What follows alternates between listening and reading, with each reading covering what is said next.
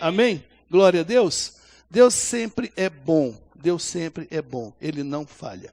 Irmãos, quando Deus mostrou a respeito de doutrinas básicas para a igreja, eu confesso que eu não tinha a visão, a amplitude da visão do que Deus queria mostrar. E eu creio que nesses dias nós estamos aprendendo muito, não estamos?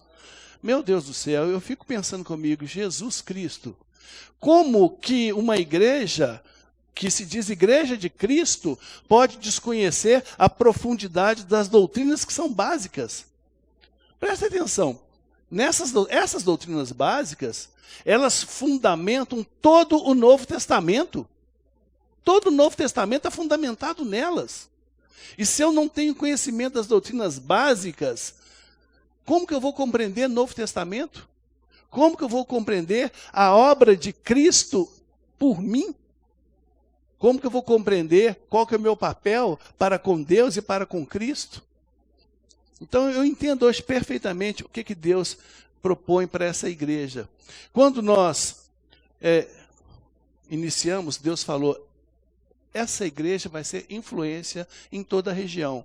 Não digo isso com presunção, orgulho ou qualquer garbosidade. Não, é porque influência é alcançar vidas.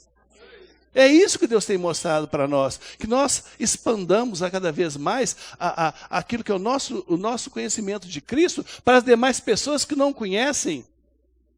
E como que eu vou dar o testemunho de Cristo se eu for inquirido a respeito de coisas básicas de Cristo e eu não souber? Como que eu vou ser influência? Como que eu vou influenciar se eu não tenho capacidade nem para mim, para meu conhecimento? Então é isso que Deus quer, que essa igreja cresça completamente no entendimento da obra dele por nós. É interessante, você pode abrir comigo lá em Hebreus 6? Hebreus 6 de novo, pastor? Hebreus 6, só que nós vamos ler o verso 3, que me chama muita atenção o que está escrito em Hebreus 6, 3. A minha versão que eu gosto é King James, você pode abrir a sua, porque a Bíblia é uma só, apenas a forma de escrever pode ser um pouco diferente, mas Deus diz assim, Paulo diz aos Hebreus, Deus diz através de Paulo, sigamos, pois, avante, e se Deus o permitir, faremos isso. E eu comecei a meditar sobre isso e falei, mas espera aí, Paulo está dizendo, sigamos, pois, avante, ou seja, avancemos.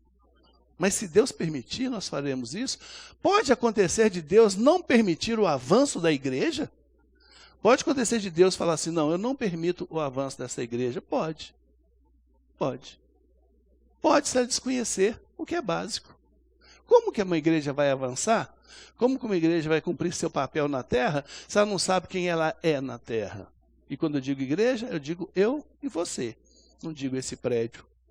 Como que uma igreja, como que eu vou avançar para cumprir o meu chamado para com Deus, ou seja, aquilo que Deus colocou para mim realizar na terra, se eu não sei nem o que é esse chamado, ou não sei nem o que eu vim fazer na terra, então Deus vai dizer, como é que você pode avançar se você não conhece nem a você mesmo e nem a mim, com profundidade? Então eu agora entendo, Deus quer que nós cresçamos, e cresçamos, e cresçamos cada vez mais no entendimento de quem Ele é. Ou seja, este Novo Testamento foi todo embasado nessas doutrinas básicas e é sobre elas que nós estamos falando. Não é? Por quê? Já falamos sobre arrependimento de obras inúteis. Será? É preciso, irmãos, isso é muito interessante. Será que eu tenho realmente consciência de como eu estou espiritualmente diante de Deus? Eu faço esse questionamento a mim e vocês, peço que façam vocês próprios. Como que está a minha vida diante de Deus? Tem sido uma vida sincera para com Deus? Tem sido uma vida de realmente desejo de conhecê-lo mais? Eu tenho tido um relacionamento mais afinado com Deus? Ou seja, irmãos, é tão maravilhoso. Anteontem eu acordei, no meio da madrugada, assim, nem era tão madrugada assim, não. O dia estava quase nascendo. E eu fui lá para o fundo, e a hora que eu cheguei assim, eu olhei para aquela... O sol nasce nessa direção aqui no Barreiro, bem ali. Eu olhei naquela direção, e eu fiquei vendo, que coisa mais linda. Coisa mais linda. O céu, o sol estava começando a querer surgir, e o céu estava vermelho, mas um vermelho bem púrpura mesmo, aquele vermelho assim, colorindo tudo. E eu falei, Senhor... Como é maravilhoso as coisas que o Senhor faz. Como que é maravilhoso a criação que o Senhor fez e nos entregou. Como é maravilhoso ter uma vida para viver contigo. Como é maravilhoso, Senhor, poder acordar e não ficar pensando em problemas seculares, mas sim poder te louvar e te adorar e dizer, Pai, o Senhor é maravilhoso. E como Deus visita aqueles que o buscam. Como que Deus responde, como que Ele está presente, mas tão presente quanto esse ar que nós respiramos. Pense nisso. Se o ar acabar aqui agora, existe vida? Não. Porque Ele está aqui. Você pode ver o ar? Não. O ar tem cheiro? Não. Mas Ele está aqui, porque eu estou vivendo. E eu sei que Ele está entrando pelas minhas narinas e produzindo aquilo que é a recuperação do meu corpo, que Ele tem que fazer, e por isso eu estou vivo. Assim também é Deus. Deus está aqui. Ele não está longe, não está distante, mas você pode vê-lo, não com esses olhos, mas sim com os olhos espirituais. Você pode senti-lo? Não, mas você pode senti-lo com o seu senso, com o seu tato, com o seu espírito. Ele está aqui presente. Imagina que você tem um amigo, muito amigo, e você está sentado do lado desse amigo, só que você em nenhum momento se vira para ele, nem conversa com ele, ou seja, é como se ele não estivesse do seu lado. Você se sentiria bem? Um amigo, um amicíssimo seu assentado do seu lado, que desfaz de você. Você começaria a se perguntar, mas por que ele não está conversando comigo? Por que ele não olha para mim? Por que ele não conversa comigo? Por que ele não me abraça? Por que ele não se relaciona comigo? Afinal de contas, ele é ou não é meu amigo? Eu tenho a impressão que Deus tem esse sentido conosco, porque Ele está do nosso lado, e muito mais do nosso lado, Ele está dentro de nós. E Ele quer se relacionar conosco. E Ele conversa conosco todo o tempo. Ele não está calado.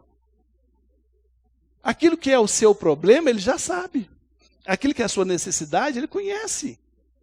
Antes de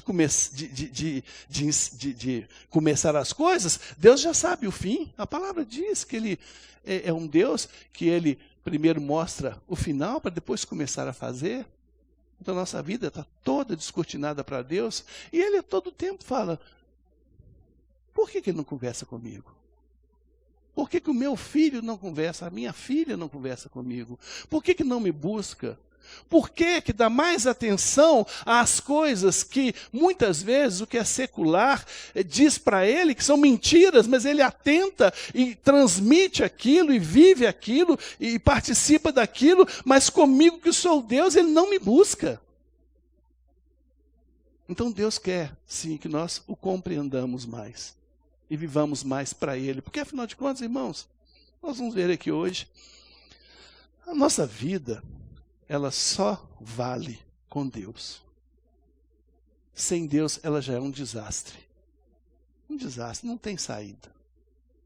Ah, mas Deus é tão mau assim? Não, Deus é muito bom. Muito. Mas o amor de Deus é incompreensível para nós. Não tem como, nessa nossa mente, compreender a plenitude do amor de Deus. Mas Ele é pleno no amor por nós. Ele é pleno. Ele está conosco. Ele quer derramar esse amor. Então, vamos às doutrinas básicas para a gente poder compreender a totalidade do nosso Deus. Paulo fala em Hebreus 5, um pouquinho antes do que nós lemos, ele fala assim, Deus dizendo para nós, através de Paulo, apesar de que, a essa altura, essa igreja já devesse ser composta só de mestres, de pessoas que conhecem a Deus, que quando inquiridos a respeito de Deus, eles sabem perfeitamente demonstrar quem é Deus para as pessoas, ainda estáis precisando que alguém vos instrua mais uma vez quanto aos princípios elementares da palavra de Deus. Voltastes a necessitar de leite quando já devia estar recebendo alimento sólido. Eu digo isso para mim. Não estou dizendo para vocês. Muitas vezes a vida eclesiástica nos enche de diversas situações que é necessário a gente cuidar. é necessário a gente tomar decisões e tudo mais. Muitas vezes, essas coisas que são mais seculares do que espirituais tomam grande tempo. E você começa a se preocupar muito com as coisas seculares, com as coisas que são materiais, com as decisões que você tem que tomar e tudo mais. E você vê, no final do seu dia, você ficou cansado, você ficou totalmente afadigado ali pela lida diária e tudo mais. O que você quer? O seu corpo quer tomar um bom banho e deitar e descansar, porque afinal de contas amanhã começa um novo dia, né? Mas acontece que isso acontece hoje, amanhã, depois. E Deus? Eu digo para mim, como tem sido bom para mim esse estudo, porque eu tenho podido entender coisas que algumas delas eu já estava até me esquecendo, por causa da lida diária. Então nós não podemos deixar que a lida diária nos afaste de Deus. Pastor, então eu vou parar de trabalhar, vou ficar só meditando e tal. Oh, glória, se fosse assim estaria muito bom. Mas Deus também tem um princípio, que é o trabalho. Cuidar, né, dos nossos afazeres. Mas pense comigo, e eu fiz esse pensamento para mim. Tem tempo sim, tem tempo. Vou confidenciar uma coisa para vocês. Eu gosto de jogar futebol no videogame. Eu gosto. Eu acho bom demais. O irmão já disse misericórdia. Mas eu gosto. E quantas vezes esse videogame tomou uma boa parte do meu dia? Mas afinal de contas, espera aí, já trabalhei o dia inteiro e tudo mais, já fui na igreja, já cumpri minhas atividades e tudo mais, eu não mereço? Merece. Mas isso 1 dia, 2 dias, 3 dias, 4 dias, 5 dias, espera aí, onde ficou o senhor nessa? Então tudo me é lícito, mas nem tudo me convém. Eu posso. Mas não devo deixar que as coisas retirem Deus da minha vida. Então, há tempo. Pastor, eu não tenho tempo para ler a palavra. Tem sim, pai, pensa bem. Deixa de assistir um futebol que são de 90 minutos, você vai ter 90 minutos para ler a palavra. Mas é o meu time. Mas é o seu Deus. Então, a gente pode sim organizar a nossa vida de forma a ter uma vida mais afinada com Deus. Que na realidade é isso que vale, irmãos, o resto tudo é acessório. Bom, vamos lá. Vocês já viram que arrependimento das obras mortas, da fé em Deus, que é descansar em Deus, dos batismos, né? O primeiro deles é imprescindível, então você não é igreja. Se não houver sinceridade no primeiro batismo, ele não aconteceu, então você não é igreja. E a Deus ninguém engana, né? Nós vamos ver um pouquinho disso aqui à frente. A imposição de mãos, e hoje vamos falar de ressurreição dos mortos. É interessante, ressurreição dos mortos, hoje vamos falar muito de morte. E vamos falar muito de ressurreição e vida. O que acontece? Eu, nesse meu pequeno tempo, lá se vão quase 30 anos de vida eclesiástica, eu dirigi e participei de muitos velórios. Muitos. E é fácil a gente notar nos velórios, quando a família e aquele ente querido que morreu, creem em Deus. E é muito fácil notar quando não creem em Deus. Quando a família está enterrando um ente querido também salvo, existe tristeza? Sim. A tristeza existe, lógico. Afinal de contas, aquele que conviveu conosco tanto tempo está partindo. Mas não é uma tristeza de desabe. Não existe um desabamento. Não existe minha vida acabou. Nas famílias onde Deus é o Senhor, Jesus Cristo é o Senhor, existe sim a tristeza, mas uma tranquilidade.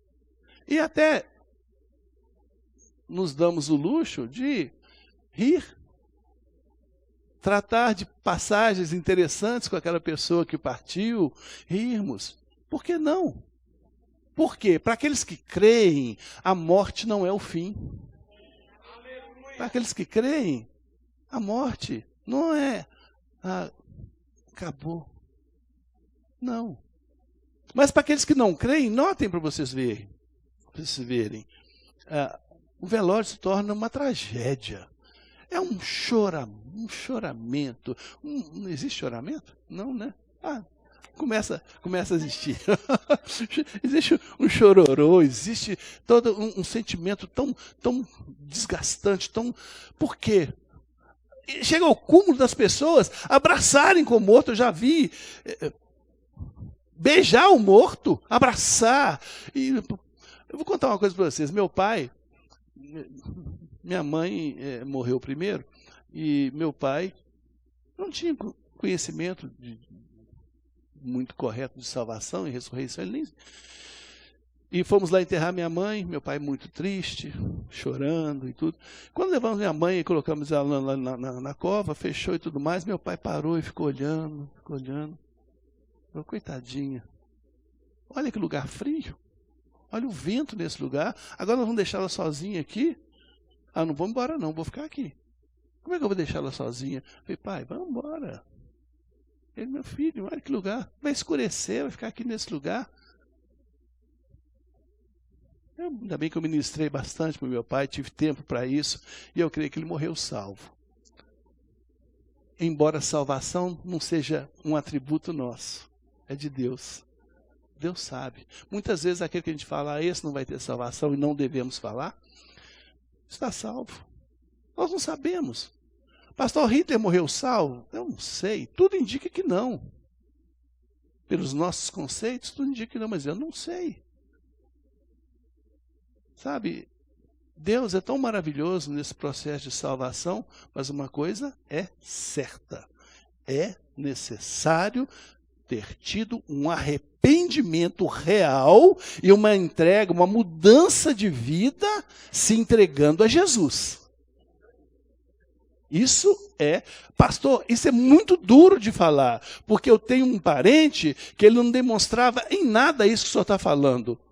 Eu não posso negar a verdade. Mas se ele não aceitou Jesus como Senhor e Salvador, realmente ele não recebeu salvação. Nós não podemos negligenciar isso, que é uma coisa tão séria.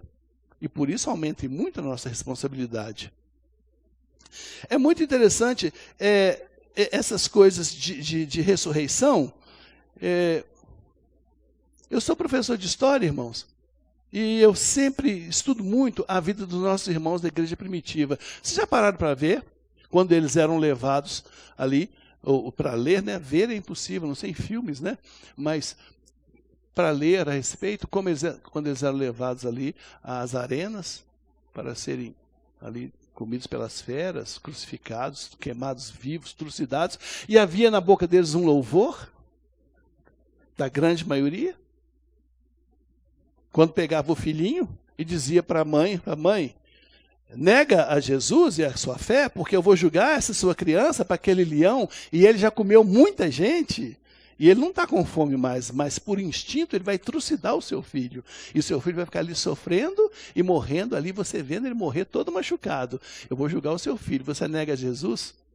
Lógico que contristada, lógico que sofrendo, a mãe falava, pode julgar. E depois você me joga também. Porque a morte para mim não é o fim.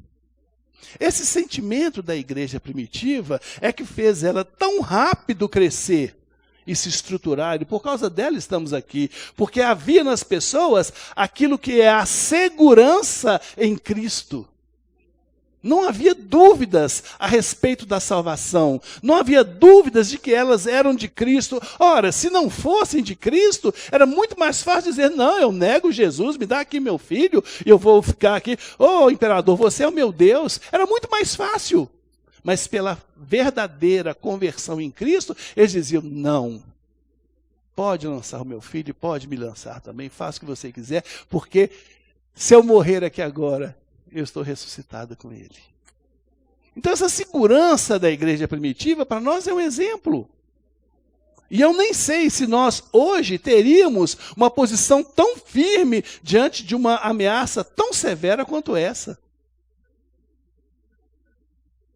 Deveríamos ter. Eles tinham fé na ressurreição. É muito interessante. Minha mãe morreu, eu estava de mão dada com ela. E eu fiquei ali, acalentando e vendo ela morrer. E a respiração dela foi parando. Por fim, ela fechou os olhos e morreu. Meu pai morreu 5 anos depois. Minha sogra morreu semana passada. Em nenhum desses velórios, em nenhum desses momentos, eu senti tristeza. A tristeza, entendam, eu não senti a tristeza desgastante, a tristeza entregue, a tristeza prostrada. Por quê? Porque eu creio piamente que eles, todos eles, foram ministrados e receberam a palavra de Deus. Eles estão salvos. Para mim, não morreu. O que estava ali naquele velório era apenas o corpo, onde aquilo que é o Espírito soprado por Deus habitou por um tempo. E que, colocado dentro de um caixão e numa cova, vai ser decomposto e sumir. Não acabou ali. Então, a grande alegria que nós temos na morte dos entes queridos é quando nós temos a certeza de que eles receberam Jesus, aceitaram Jesus e que naquele momento apenas deixaram esse momento de vida, que é a vida que nós vivemos, e agora vivem eternamente. E eu tenho certeza, irmãos, certeza absoluta, porque nós nos reconheceremos na eternidade, que haverá uma grande festa para nós. Quando todos nós estivermos reunidos lá em cima. Imagina, quando eu morrer, que alegria, eu vou chegar lá no céu e vou encontrar meu pai, minha mãe, meus queridos que já partiram, e vou vê-los todos ali com corpos glorificados e tudo mais, e a gente se abraçando e fazendo uma grande festa eterna. Então, e compreender isso é básico para nós. É básico.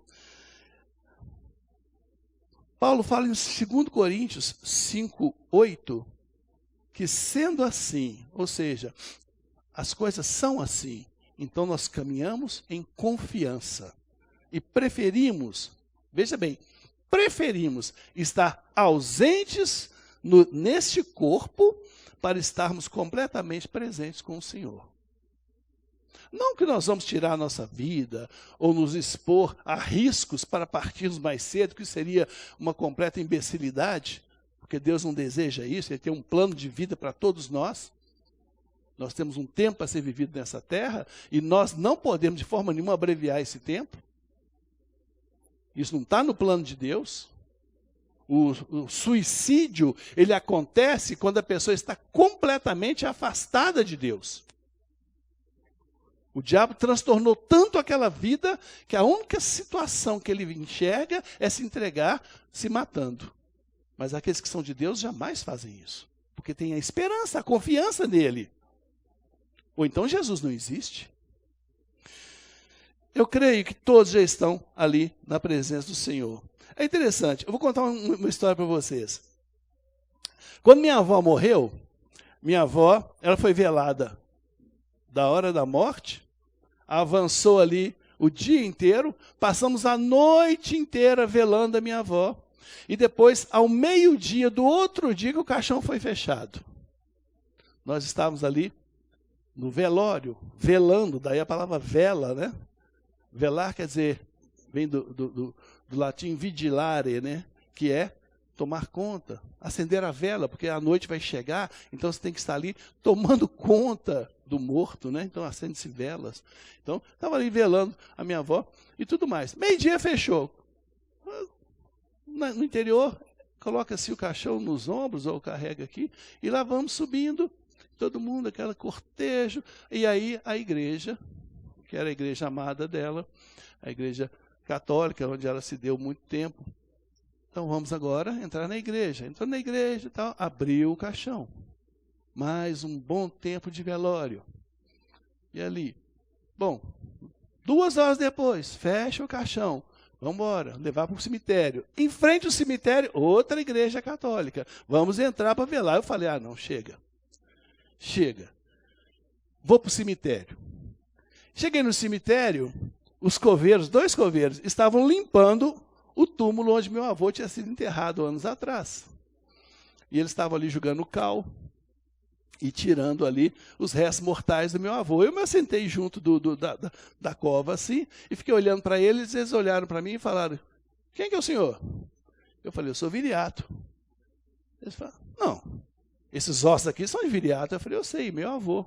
Na minha família tinha isso, né? De dar nome para o neto do avô. Então veio de uma série de Viriato. Era Viriato e Antonino. Viriato e Antonino. Meu pai era Antonino, o avô dele era Antonino. Eu era Viriato, meu avô Viriato. Eu falei, vou parar com isso. Meu filho não vai chamar Antonino. Mudei esse negócio. Mas aí vovô Viriato estava lá. E aí foram me entregando os ossos de vovô para colocar num saco. E eu fui pegando os ossos do meu avô e colocando num saco preto. Me entregaram, inclusive, o terno que ele foi enterrado, né? O vovô era muito coisa, todo ali. O terno dele, dobradinho, coloquei assim. Me entregaram a caveira dele. Eu falei, Viriato, você mudou demais.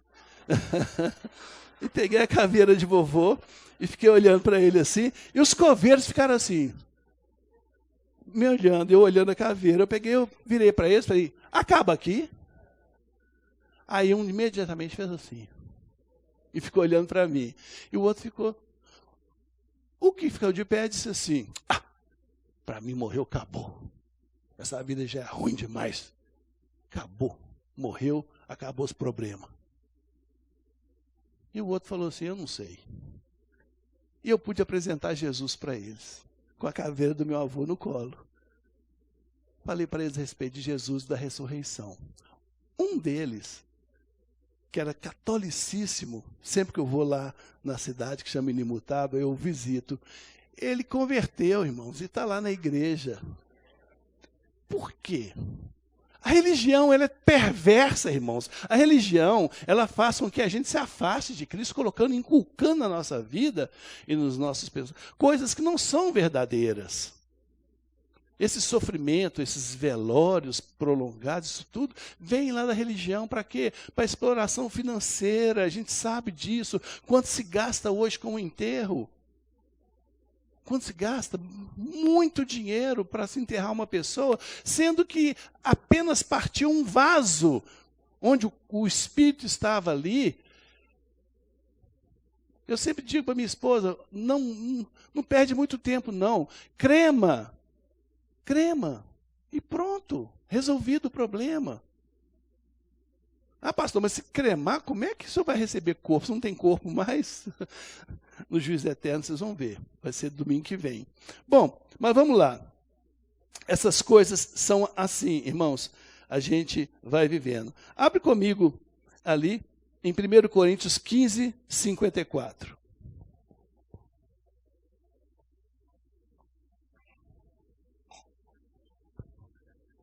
Eu acho que de manhã o tempo passa mais depressa do que à noite. Lá se vai o tempo, meu Deus. Vamos acelerar esse negócio. Vou parar de contar muito caso e entrar direto aqui. 1 Coríntios 15 diz assim, no momento em que este corpo perecível, se revestir de incorruptibilidade, o que é mortal for revestido de imortalidade, então se cumprirá a palavra que está escrita. Devorada, pois, foi a morte pela vitória. Onde está, ó morte, a tua vitória? Onde está, ó morte, o teu aguilhão? Uma das coisas mais maravilhosas que Jesus fez foi vencer a morte. Antes de ser assunto aos céus, ele derrotou a morte. Como? Ele tirou todo o poder da morte e diz, aquele que estiver em mim não morre mais, mas tem a vida eterna.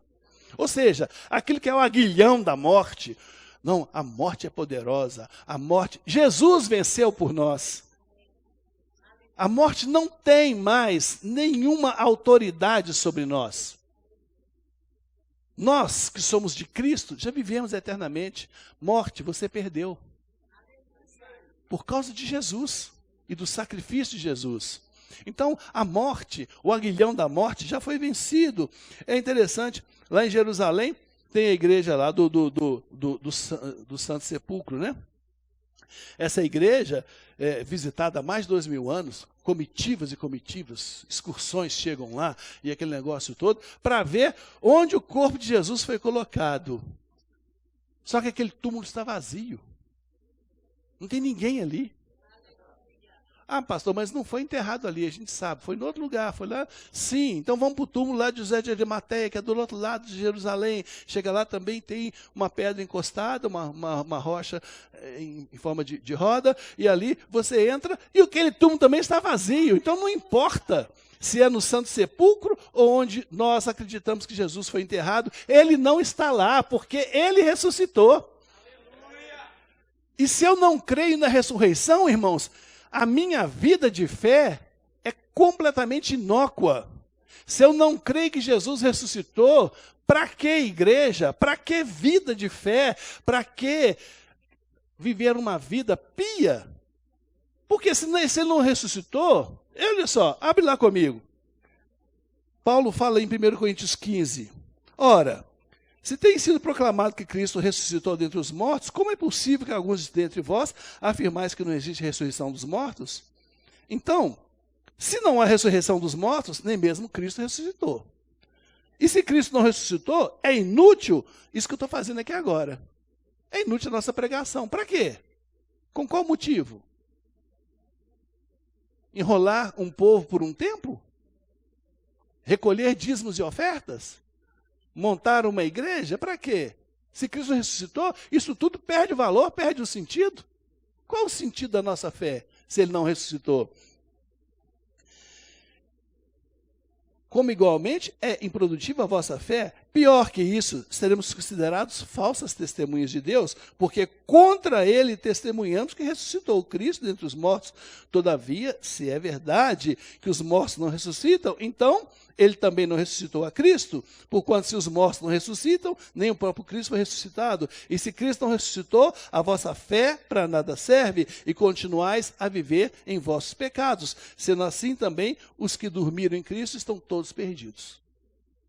Então, se Cristo ressuscitou, acabou tudo isso que é igreja, tudo isso que é pregação. Pegue-se esse livro, joga fora e vai viver uma vida, esse pedacinho de vida que a gente vive aqui, no máximo 80, 100 anos, tenta viver da melhor forma possível, porque se Cristo não ressuscitou, a nossa vida é ruim demais, irmãos. Não é? Pensa comigo.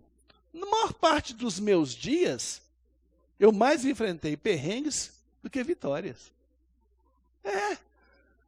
Nesses meus 65 anos de vida, eu sei quanto percalço eu passei. E esses percalços, para mim, eram insolúveis quando eu não conhecia Cristo. E eu pensava, estou ferrado. Até que eu conhecia Cristo, minha vida mudou. Aos 35 anos de idade, já fazem 30, minha vida mudou. Porque eu conheci aquele que me deu a esperança viva. Aquele que transformou o meu sentido de vida. Então, é interessante.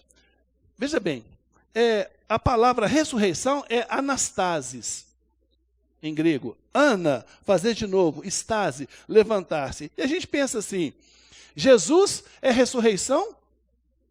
Então, quando eu morrer, porque nós cremos na ressurreição, eu vou ser ressurreto. Mas o anastasis, Jesus é anastasis, acontece hoje, na sua vida. Pensa nisso. Olha só, você foi nocauteado pela vida? Algum problema? Emoções esmagadas? Né? Provisões acabaram? Qual o problema? Existe alguma área da sua vida que está problemática? Jesus é anastasis. É aquele que te coloca de pé de novo.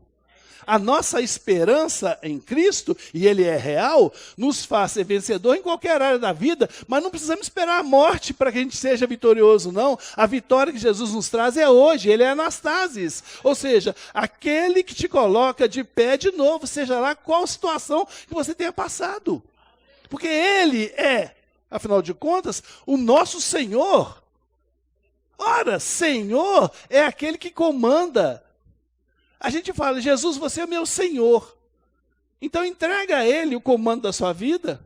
Creia nele. Qual área? Na área profissional, Ele te põe de pé de novo. É na área emocional, ele te põe em pé de novo. Sentimental, ele te põe em pé de novo. Você foi derrubado pelo que na vida? O que está te nocauteando? Olha, Jesus não vai deixar, não. Ele vai te pegar, sabe o boxeador que está sendo nocauteado, ele está assim, Jesus vai pegar e falar, pruma, homem, que eu estou com você. Ele é o poder e a vida. Ele é tudo para nós. Então esse que é o Jesus Anastasis. E é hoje, a sua ressurreição é hoje. Ela acontece a todo momento, basta que você creia nele. É a palavra que diz.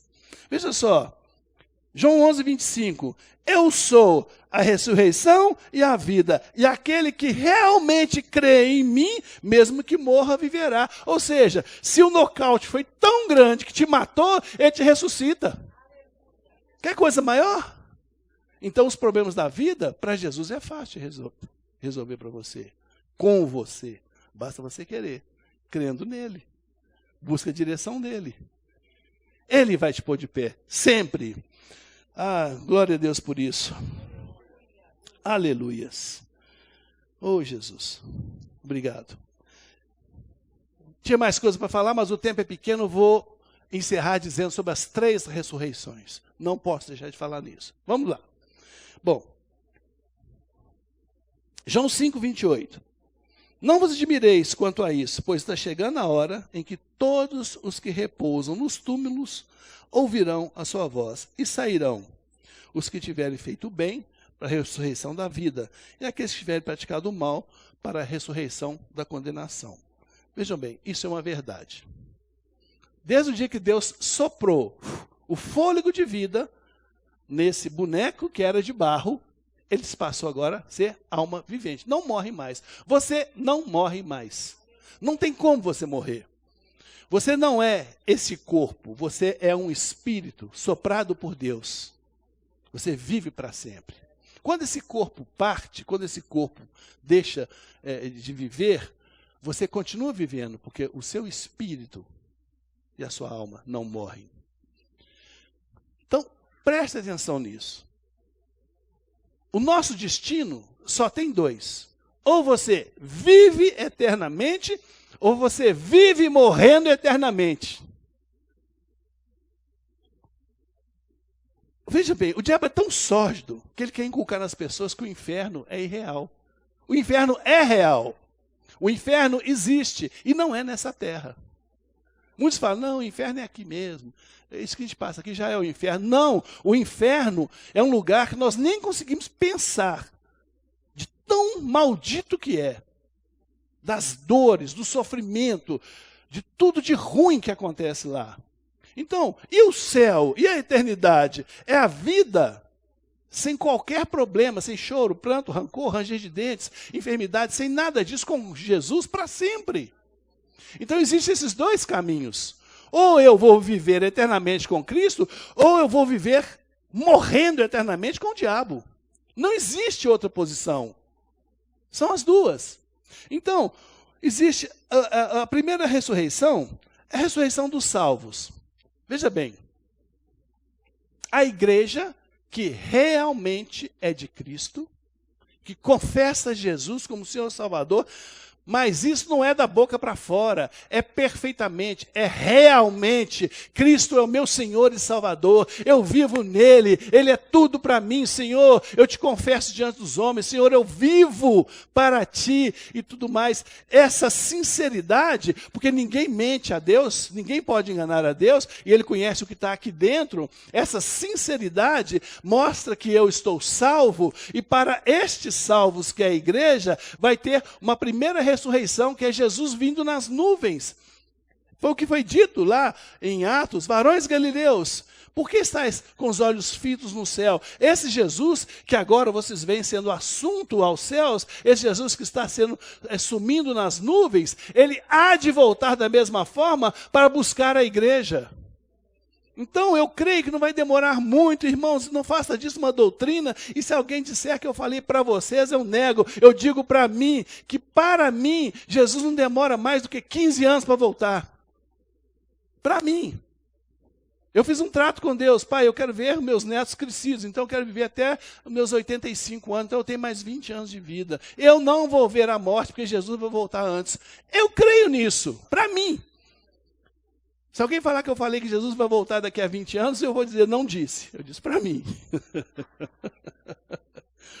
Irmão pode dizer assim, irmão, você pode até acreditar que cachorro voa, você pode até ver cachorro voando, mas não prega isso.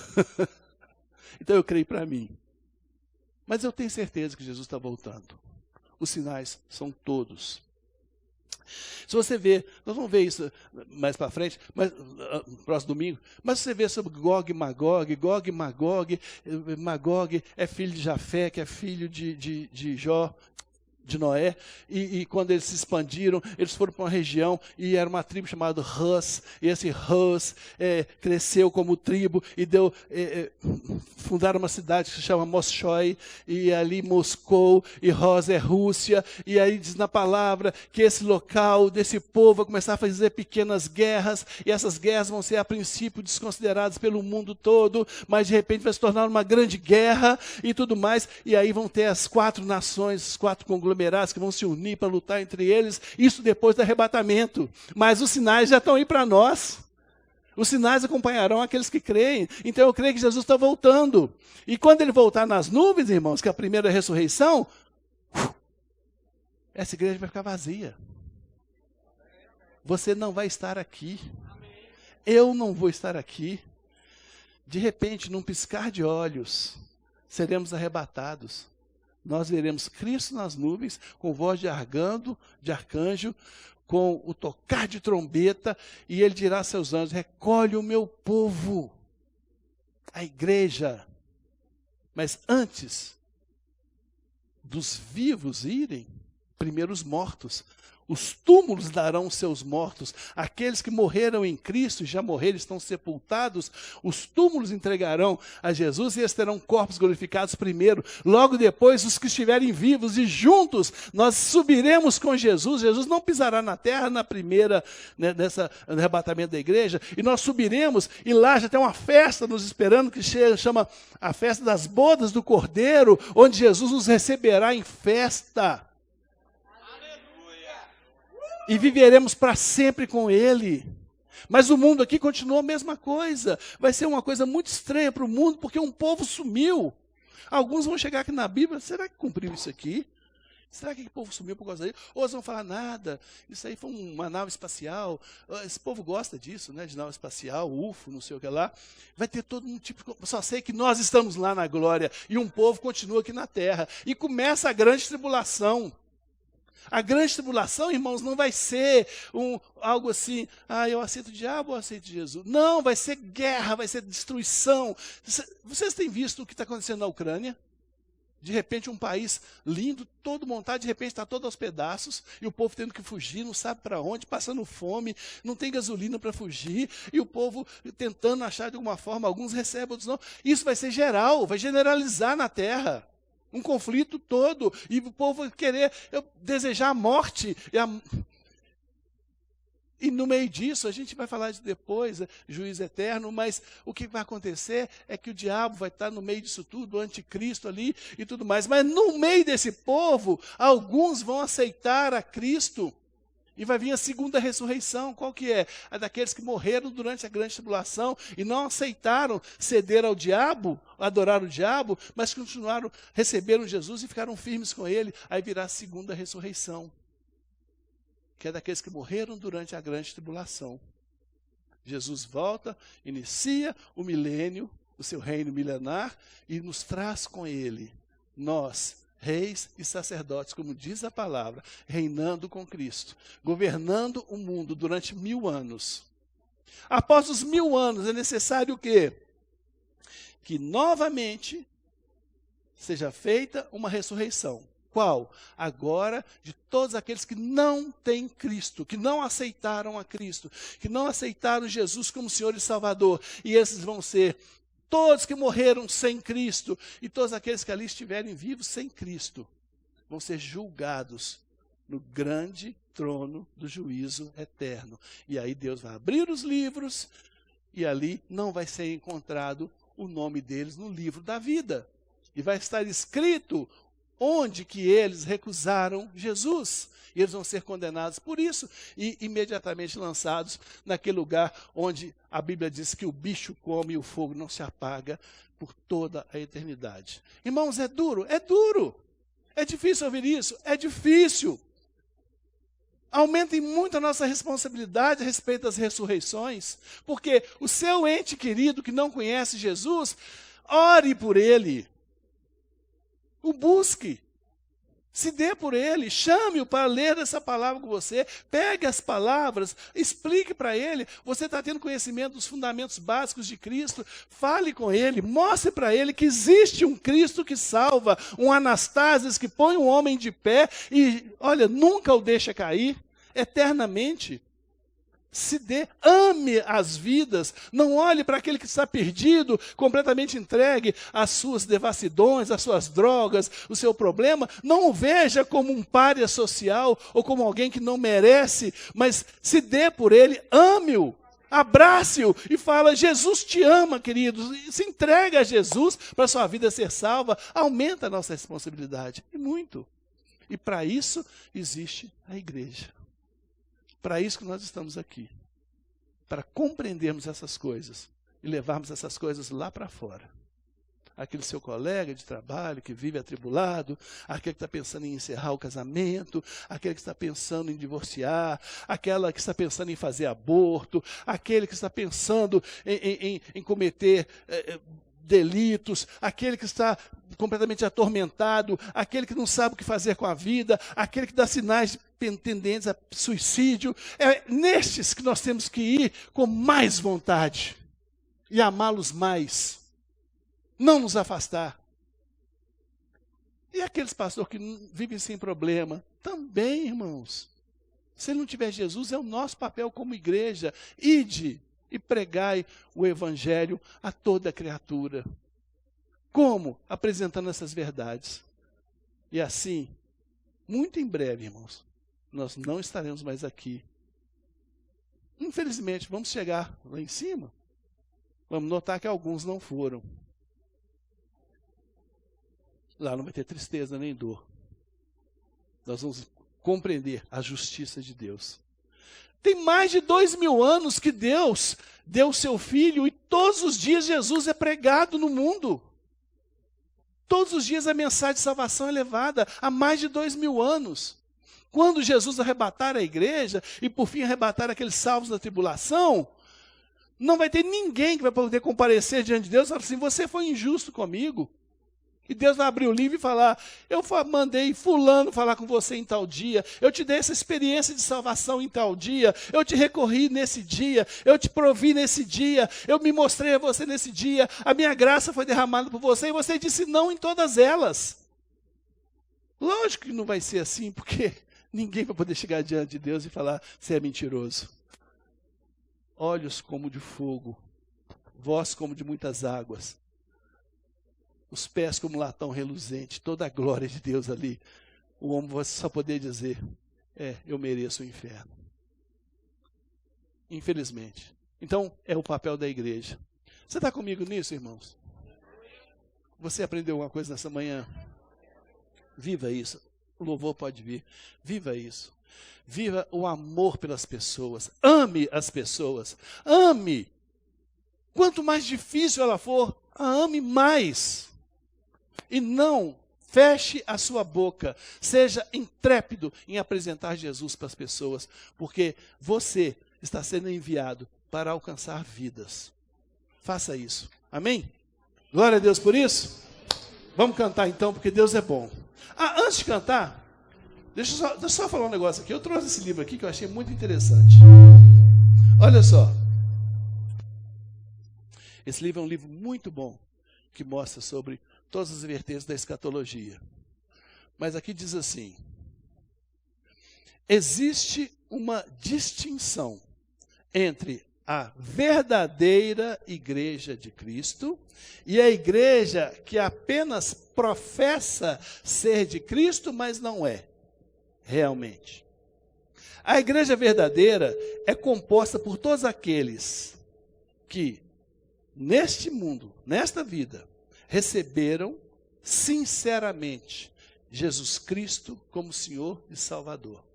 E Ele o sabe. Ao contrário disto, existe uma igreja que apenas professa ser de Jesus, mas Ele bem sabe que eles não o aceitaram sinceramente e verdadeiramente. Apenas a verdadeira igreja de Jesus será arrebatada. O arrebatamento não retirará todos aqueles que dizem ser de Cristo, mas apenas aqueles que realmente tenham tido o arrependimento, nascido de novo e recebido Jesus em sua vida realmente. A porção descrente da igreja visível entrará na tribulação e não será salva. É duro? Glória a Deus que nós não somos essa igreja professante, e sim a verdadeira igreja de Cristo. Amém? Viva isso, irmãos. Viva isso, porque Deus é bom.